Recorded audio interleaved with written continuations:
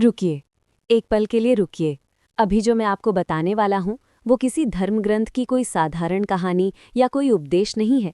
ये गरुड़ पुराण का वो कड़वा और खौफनाक सत्य है जो हजारों सालों से हमसे छुपाया गया था। क्या आप जानते हैं कि जब किसी घर में एक बेटी जन्म लेती है तो वो कोई आम शारीरिक या जैविक घटना नहीं होती, वो उस परमपिता परमात्मा का एक बहुत ही कठोर और रहस्यमयी चुनाव होता है। लेकिन भगवान किस पिता को, किस माँ को और किस घर को एक बेटी के लिए चुनते हैं?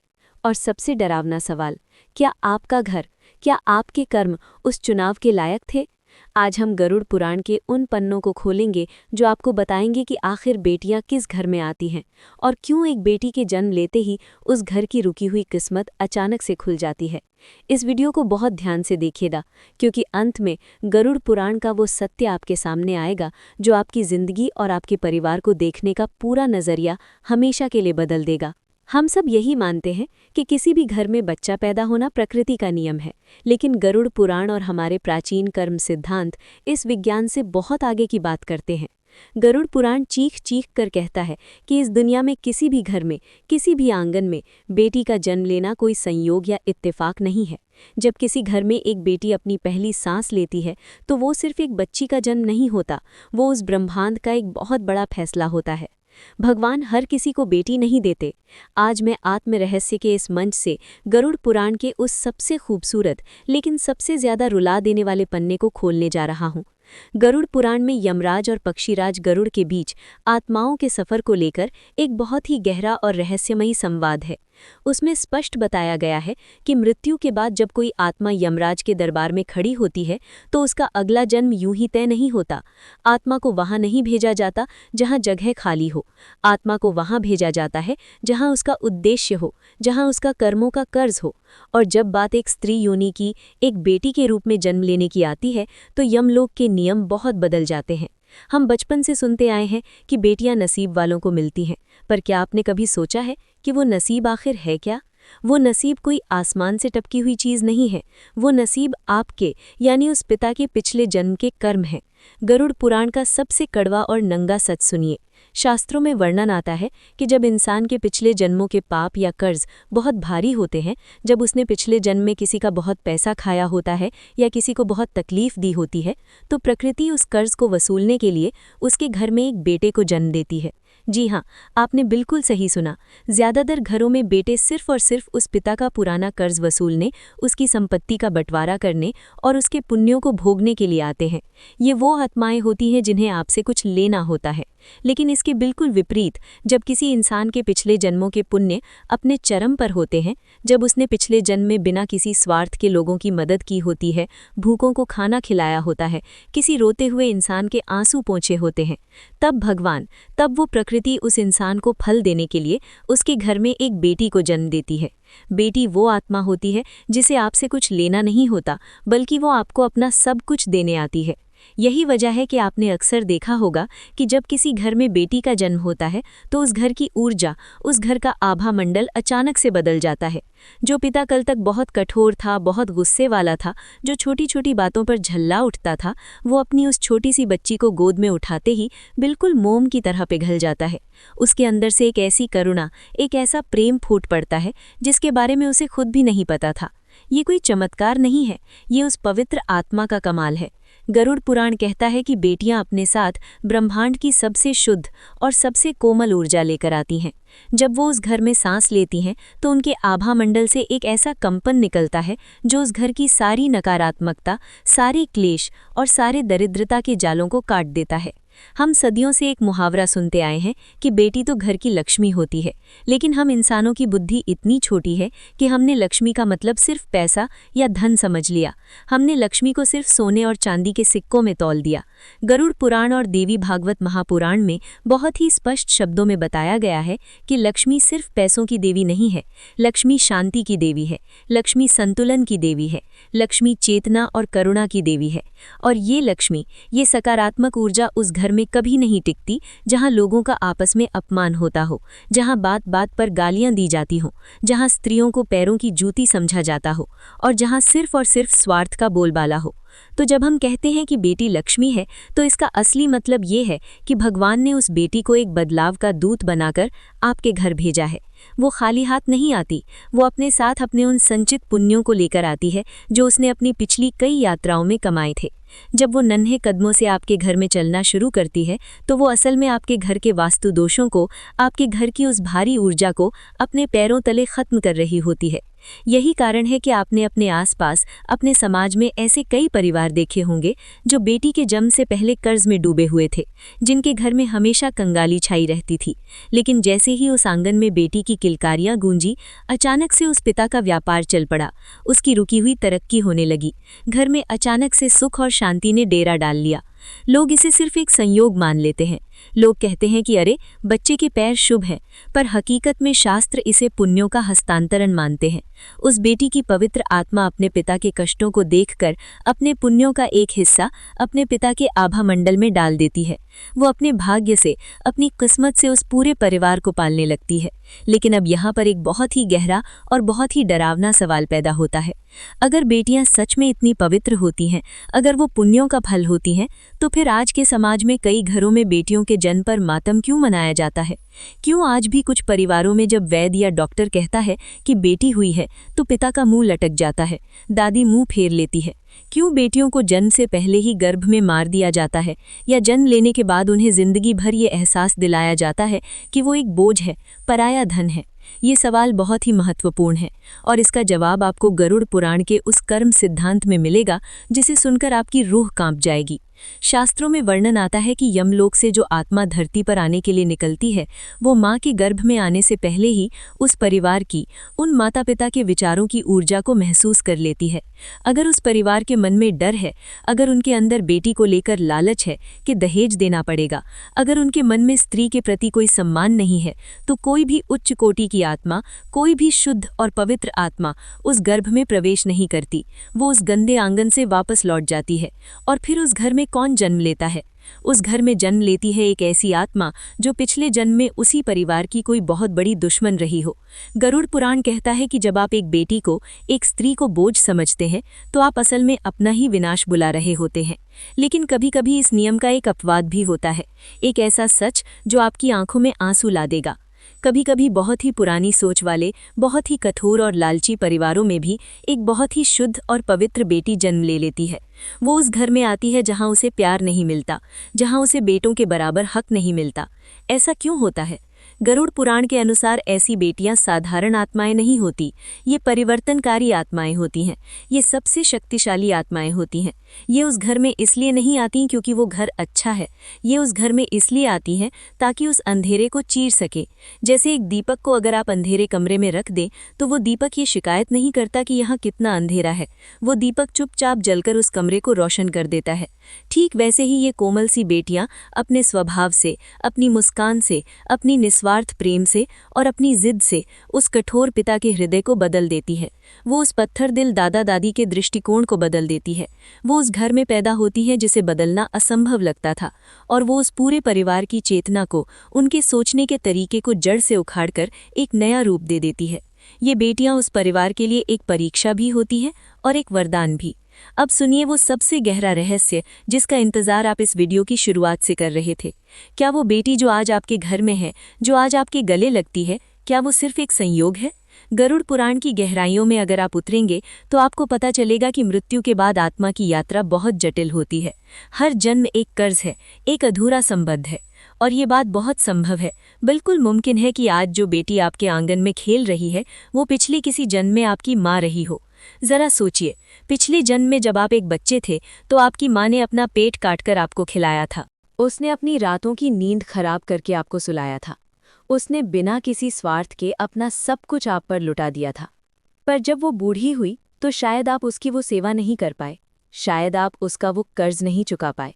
तो प्रकृति ने, उस कर्मों के गणित ने, उस अधूरे प्यार को, उस बिना स्वार्थ के रिश्ते को पूरा करने के लिए उसी आत्मा को इस जन्म में आपकी बेटी बनाकर आपके घर भेज दिया, ताकि अब आप एक पिता के रूप में उसकी हर वो ख्वाहिश पूरी कर सकें जो आप पिछले जन्म में नहीं कर पाए थे, ताकि वो संबंध, वो ऊर्जा अपना संतुलन पा सके। आत्माएं बदलती नहीं हैं, सिर्फ शरीर बदलते हैं, सिर्फ रिश्ते बदलते हैं। इसलिए कहा जाता है कि बेटी केवल आपके वर्तमान की संतान नहीं है, वो आपके अतीत का हिसाब है और आपके भविष्य का विस्तार है। अब एक ऐसा प्रश्न जो हर उस इंसान को अंदर तक झकझोर देगा जो बेटियों को लड़कों से कम आंकता है। यदि बेटी का जन्म कर्मों से जुड़ा है, यदि वो अपने साथ आपके घर में पुण्यों का भंडार लेकर आती है, यदि वो आपके घर की दरिद्रता मिटाने आती है, तो क्या उस बेटी को कमतर समझना, क्या उसकी पढ़ाई पर खर्च न करना, क्या उसे जन्म से ही पराया समझना स्वयं अपने ही भाग्य को, अपनी ही किस्मत को लात मारना नहीं है? जब आप एक बेटी को अस्वीकार करते हैं, जब आप उसकी आवाज़ को दबाते हैं, जब आप उसे उसके भाई से कम प्यार देते हैं, तो आप सिर्फ एक सामाजिक बुराई नहीं कर रहे हैं, आप एक बहुत बड़ी आध्यात्मिक मूर्खता कर रहे हैं। आप उस पुण्य को, उस दैवीय ऊर्जा को अस्वीकार कर रहे हैं जो भगवान ने खास आपको चुनकर आपके घर भेजी थी। गरुड़ पुराण साफ कहता है कि जो इंसान अपनी बेटी के आंसुओं का कारण बनता है, जो उसकी आज़ादी को छीनता है, उसके पुण्यों का नाश तुरंत शुरू हो जाता है। ऐसे घर से लक्ष्मी और शांति हमेशा के लिए विदा ले लेती है और फिर उस घर में सिर्फ क्लेश, बीमारियां और दरिद्रता ही बचती है। गरुड़ पुराण का कर्म सिद्धांत हमें ये भी बताता है कि हर आत्मा जो एक बच्चे के रूप में धरती पर आती है, वो अपने साथ 3 चीज़ें ज़रूर लेकर आती है। पहली, अपने पूर्व जन्म के संस्कार, दूसरी, अपने अधूरे कर्मों का हिसाब, और तीसरी, एक उद्देश्य। और ये तीनों चीज़ें आपको उस छोटी सी बच्ची के स्वभाव में, उसकी आदतों में और उसकी रुचि में साफ दिखाई देती हैं। ज़रा अपने बेटी को ध्यान से देखिए। वो बेटी जो बचपन से ही बिना कहे सबकी मदद करती है, जो अपने खिलौने दूसरों को दे देती है, जिसे दूसरों का दुख नहीं देखा जाता। शायद वो पिछले किसी जन्म की कोई बहुत बड़ी संत रही हो, जो इस जन्म में आपके घर करुणा और प्रेम का संदेश लेकर आई है। वो बेटी जो हर मुश्किल में निडर होकर डटी रहती है, जो लड़कों से भी ज्यादा हिम्मत दिखाती है। शायद वो पिछले जन्म का कोई योद्धा हो, जो आपके परिवार को साहस और निडरता सिखाने आई है। वो बेटी जो बात पर सवाल पूछती है, जो पुरानी और रूढ़िवादी बातों को चुनौती देती है, जो चुप नहीं बैठती। शायद वो एक बदलाव का दूत बनकर आई है। और कभी-कभी कुछ घरों में एक बहुत ही दर्दनाक घटना घटती है। कभी-कभी एक बेटी घर में जन्म लेती है, पूरे घर में खुशियां भर देती है, सबको अपना दीवाना बना लेती है, और फिर बहुत ही कम उम्र में किसी बीमारी से या किसी हादसे में वो इस दुनिया को छोड़कर चली जाती है। माता पिता टूट जाते हैं, वो भगवान को कोसते हैं कि तूने उसे दिया ही क्यों था जब वापस छीनना था। पर गरुड़ पुराण इस असहनीय दर्द का भी एक बहुत गहरा आध्यात्मिक कारण बताता है। शास्त्रों के अनुसार ऐसी आत्माएं वो होती हैं जिनका इस धरती पर और उस परिवार के साथ कर्मों का हिसाब सिर्फ उतने ही सालों का या उतने ही महीनों का होता है। वो आत्माएं अपना कोई बहुत पुराना और छोटा सा कर्ज चुकाने या आपको कोई बहुत गहरी आध्यात्मिक सीख देने के लिए आती हैं। वो अपना संदेश देती हैं, आपके पुण्यों का संतुलन बनाती हैं और फिर अपनी असली यात्रा पर परमधाम की तरफ आगे बढ़ जाती हैं। वो आपके दर्द का कारण नहीं बनती, वो आपकी आत्मा को इस दुनिया के मोह माया से आज़ाद करने का एक बहुत कठोर माध्यम बनती है। मैं जानता हूं कि ये सब सुनना बहुत कठिन है, इसे स्वीकार करना आसान नहीं है, लेकिन गरुड़ पुराण का इस ब्रह्मांड का यही सबसे अटल सत्य है। हर जन्म उद्देश्यपूर्ण है, हर सांस की एक गिनती है, हर रिश्ते का एक कारण है। कोई भी जन्म, कोई भी रिश्ता बेवजह नहीं है। तो अब हम उस अंतिम और सबसे गहरे प्रश्न पर आते हैं जिसे हर माता पिता को खुद से पूछना चाहिए। क्या बेटी का जन्म भगवान की तरफ से केवल एक कृपा है या फिर वो एक बहुत बड़ी आध्यात्मिक जिम्मेदारी भी है? गरुड़ पुराण का उत्तर बहुत ही स्पष्ट है। बेटी का जन्म दोनों है। जब कोई शुद्ध और शुभ आत्मा एक बेटी के रूप में आपके घर में जन्म लेती है, तो वो केवल आपके आंगन में खुशियां बिखेरने नहीं आती, वो केवल आपके बुढ़ापे का सहारा बनने नहीं आती, वो उस घर की चेतना को, उस परिवार के आध्यात्मिक स्तर को ऊंचा उठाने आती है। और इसके बदले में उस परिवार का, उस पिता का ये सबसे बड़ा कर्मों का दायित्व है कि वो उसे सबसे बेहतरीन शिक्षा दे, वो उसे दुनिया की हर बुरी नज़र से सुरक्षा दे, लेकिन सुरक्षा के नाम पर उसे पिंजरे में न बांधे। वो उसे स्वतंत्रता दे, वो उसे अपने फैसले खुद लेने का सम्मान दे।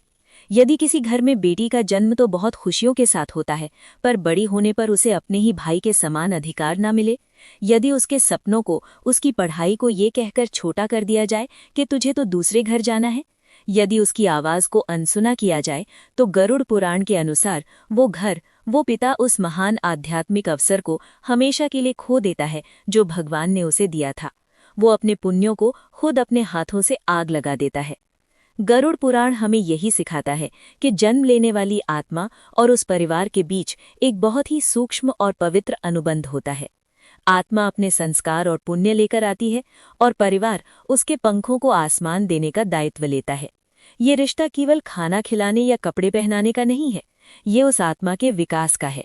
और जब एक पिता इस दायित्व को पूरी ईमानदारी से पूरा करता है तो उस घर में केवल एक बेटी नहीं बड़ी होती, उस पूरे परिवार की किस्मत, उनकी चेतना और उनका आध्यात्मिक स्तर बढ़ जाता है।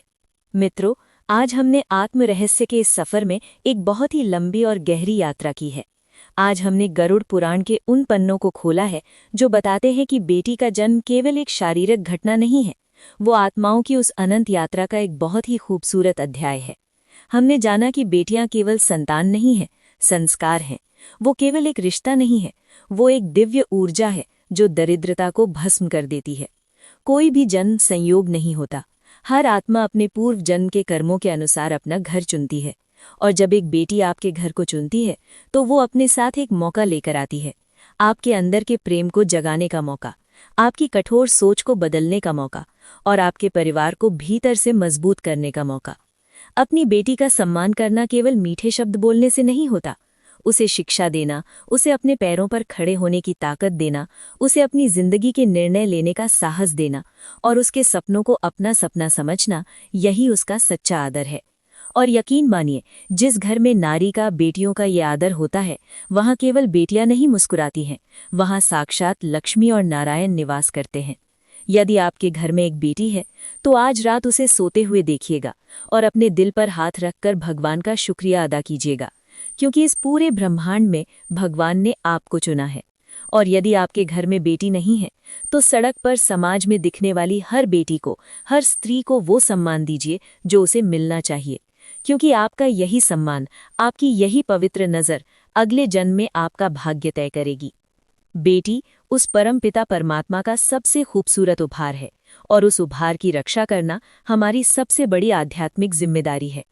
अगर आज गरुड़ पुराण के इस सच ने, इस कथा ने आपके दिल के किसी तार को छुआ हो, अगर आपकी आंखों में एक पल के लिए भी नमी आई हो, तो एक छोटा सा काम जरूर कीजिएगा। ये वीडियो अभी इसी वक्त उस इंसान को साझा कीजिएगा जिसके घर में एक बेटी है, उस पिता को भेजिएगा जो दिन रात अपनी बेटी के लिए मेहनत करता है, और उस इंसान को भी भेजिएगा जिसे शायद आज ये सत्य सुनना बहुत ज़रूरी है। और हाँ, नीचे टिप्पणी में पूरे गर्व के साथ, अपने दिल की पूरी सच्चाई के साथ लिखिएगा, बेटी मेरा वरदान है, ताकि ब्रह्मांड की उस ऊर्जा तक आपका ये संदेश पहुंच सके। ऐसे ही गहरे आध्यात्मिक और जीवन को बदल देने वाले रहस्यों के सफ़र में मेरे साथ जुड़े रहने के लिए आत्म रहस्य चैनल से अभी जुड़ जाइए। अपना और अपने घर की उन लक्ष्मी स्वरूपा बेटियों का बहुत बहुत ख्याल रखिएगा।